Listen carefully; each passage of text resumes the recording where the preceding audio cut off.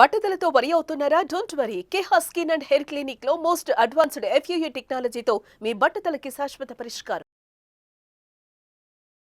Sir ఒకసారి gut health బాగా దెబ్బతినేసింది for various reasons, బయట తిని లేకపోతే స్ట్రెస్ఫుల్ హ్యాబిట్స్ వల్ల, దాన్ని కరెక్ట్ చేయాలంటే ఎక్కడి నుంచి స్టార్ట్ చేయాలి? మనం ఇప్పుడు suppose somebody even 60 years 70 years లో కూడా మనం గట్ హెల్త్ రిస్టోర్ చేసుకోవచ్చు. ఎలా రిస్టోర్ చేయాలి సార్? ఏం చేయాలి? అదే ఫస్ట్ ఏమో food, it has to be organic food correct గా. అంటే అనేది ఏమంటే ఈ ఫాస్ట్ ఫుడ్స్, ప్రాసెస్ ఫుడ్స్ అన్ని ఆపే సింపుల్ ఫుడ్ మన ఇంట్లో, for example millets, fresh vegetables, దాని తర్వాత సర్టన్ టైప్స్ ఆఫ్ ఫ్రూట్స్ లో కూడా బెర్రీస్ అనుకోండి, 3 B's అని ఉన్నాయమ్మా. బెర్రీస్ ఒకటి, వెజిటేరియన్ లో బ్రోకలీ ఒకటి, బీట్రూట్ ఒకటి. 3 B's ఆర్ వెరీ ఇంపార్టెంట్.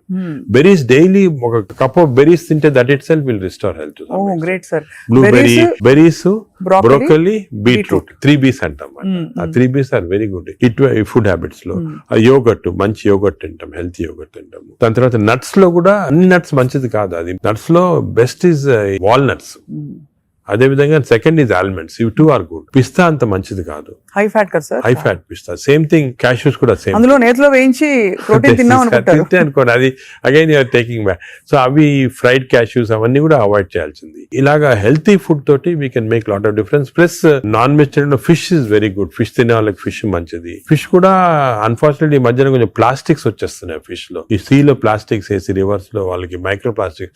ఈ micro plastics and other future thing we have to concentrate as a society. Pollution, processed food, micro plastics, these are called the 3 evils.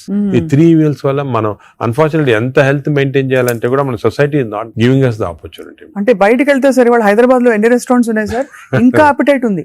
రాత్రి 11:30కి వెళ్తే కూడా ఇంకా buzzing. అసలు అందరూ ఎంత తింటున్నారు అంటే నేను రెస్టారెంట్స్ బ్లేమ్ చేయను. రెస్టారెంట్స్ లో హెల్తీ ఫుడ్ కుక్ చేస్తే వాడడం మంచిదే, కానీ షార్ట్ కట్స్ తీసుకొని కుకింగ్ ఆయిల్ మళ్ళా యూజ్ చేయటము, అదే విధంగా ప్రాసెస్ ఫుడ్ దాంట్లో యూజ్ చేయటము, కలరింగ్ ఏజెంట్స్ యూజ్ చేయటం, అది చేస్తే they are not very good. ఇప్పుడు తండూరి చికెన్ అని బాగా మంచి రెడ్ కలర్ వేస్తారు మేడం.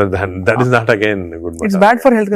అంటే red colouring agents, preserving agents are not good. ఇదొక aspect. Second aspect gut health again not realised is physical activity. చాలా ఇంపార్టెంట్. మీరు అనొచ్చు ఫిజికల్ యాక్టివిటీ గట్ కి సంబంధం ఉంది. The gut is constantly reacting, liver is constantly reacting to physical activity. మనకి daily standard 150 hours per week, 150 hours per week physical activity liver కి మంచిది. It has shown repeated గా 150 hours per week చేస్తే liver fat slow కరిగిపోతుంది. 150 hours a week అంటే 7 days లో 150 hours అంటే రోజుకు సుమారు 20 minutes per day. Okay, 150 అంటే 1.5 hours per 1.5 hours, 30 minutes per day for 5 days.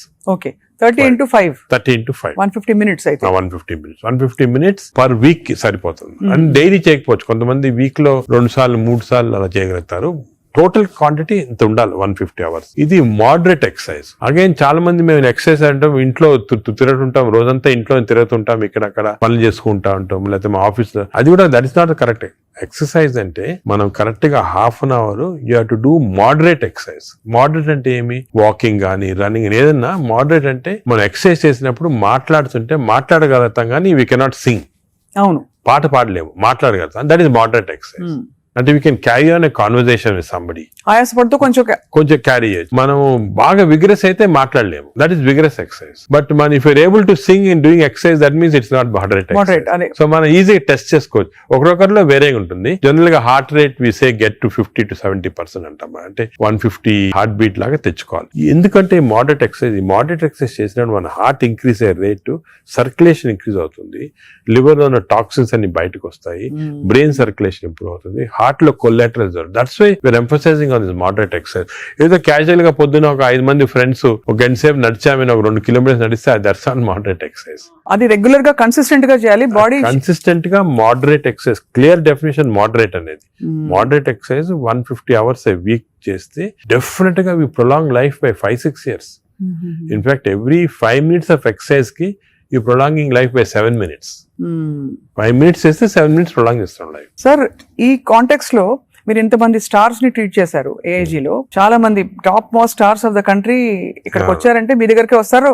దీనికోసం కూడా వచ్చిన వాళ్ళు ఉన్నారు.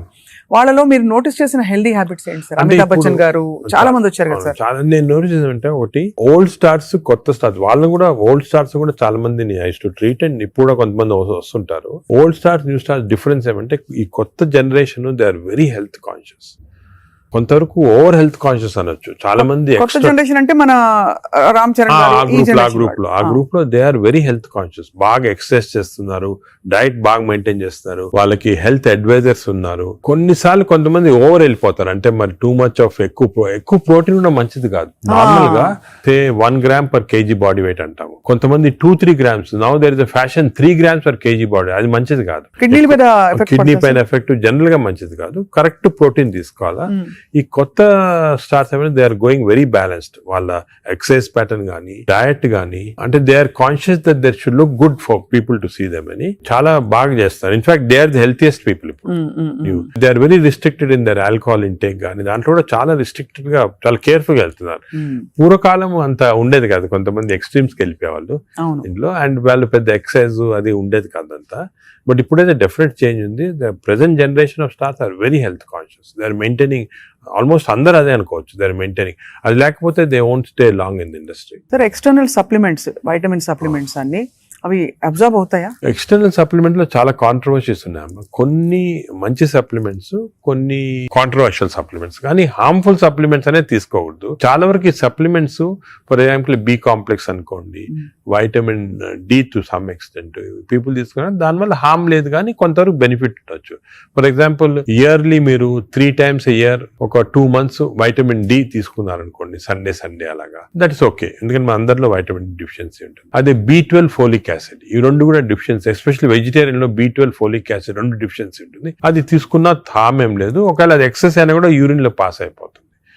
కొన్ని లిటిల్ కాంట్రవర్షియల్ అంటే NADH అని ఉంటుంది అన్నమాట. అది చాలా మంది తీసుకుంటున్నారు ఈ మధ్యన. ఏంటి సార్ అది? NADH అని టాబ్లెట్, మజిల్ కి మంచిది, మైటోకాండ్రియాకి మంచిదని. అది రిసర్చ్ లో కాంట్రవర్షియస్ ఉన్నాయి. కొంతమంది ఏమో మంచిది మజిల్ బిల్డ్ చేయడానికి, కొన్ని ఏమో మంచిది కాదంటారు. అటువంటి we don't recommend definitely. But some things like curcumin అనుకోండి, అంటే మనం ఫుడ్ లోనే వచ్చేస్తుంది కర్క్యూమిన్, అది మంచిది తీసుకోవటం. వైటమిన్ K అని ఉంది ఒకటి, వైటమిన్ K, అది వైటమిన్ K2 కొత్తగా వచ్చింది, అది కూడా కొంచెం కాంట్రవర్షియల్. అలాగా చాలా సప్లిమెంట్స్ వస్తున్నాయి. నేను అనుకునేది natural food, correct amount of protein, that is very important. తీసుకుంటే సప్లిమెంట్స్ పెద్ద అవసరం. అంటే మనకి సోర్సెస్ సార్, ఇప్పుడు ఒక చిన్న ప్రాబ్లం, సొసైటీకి ఉండే ప్రాబ్లం, వెజిటబుల్స్ పెస్టిసైడ్స్ వేసేస్తారని, ఎక్కడ పండిస్తున్నారు, పటాన్ చెరువు దగ్గర అని నీళ్లు వచ్చేస్తాయి, మురుగు నీళ్లు దానిలో పండిస్తున్నారంటారు. పాల పదార్థాలు, ఆవులకి యాంటీబయాటిక్స్ ఇంజెక్షన్స్ ఇచ్చేస్తున్నారు, అది మనకు వచ్చేస్తున్నాయి అంటాం. కోళ్లు, ఎగ్స్ కూడా సేమ్ థింగ్, న్యాచురల్గా కేజ్ ఫ్రీ, అదే ఫ్రీ బర్డ్స్ అని, అదొక ప్రాబ్లమ్. ఇంకా పోతే ఇంకా మిగతావన్నీ మనకు తెలిసినవే. ఫ్రూట్స్ సేమ్ థింగ్, కార్బైడ్ పెట్టి పండిస్తున్నారు. సో మనిషి వెతుక్కుంటున్నాడు సార్ ఏం తినాలి, ఎలా తింటే బెస్ట్, నేను ఇంకా కొంచెం ఆరోగ్యంగా ఎక్కువ కాలం బతకచ్చు. అంటే మీరు చెప్పింది చాలా కరెక్ట్. ఇది ఒక పెద్ద టాపిక్, సెపరేట్ టాపిక్, ఈ రోజు మనం డిస్కస్ చేస్తాం అంతా. సార్ హౌ టు, మనకి సొసైటీలో అన్ఫార్చునేట్లీ ఇప్పుడు ఎస్పెషల్లీ సిటీస్ లో, ఊర్లలో అంత ఎక్కువ లేదు, సిటీస్ లో ఎక్కువ ప్రాబ్లం ఏమంటే ఈ contamination of food of various types, eggs నిచ్చి, మిల్క్ నిచ్చి, వెజిటబుల్స్ నిచ్చి, అన్ని దాంట్లో ఇట్స్ కమింగ్.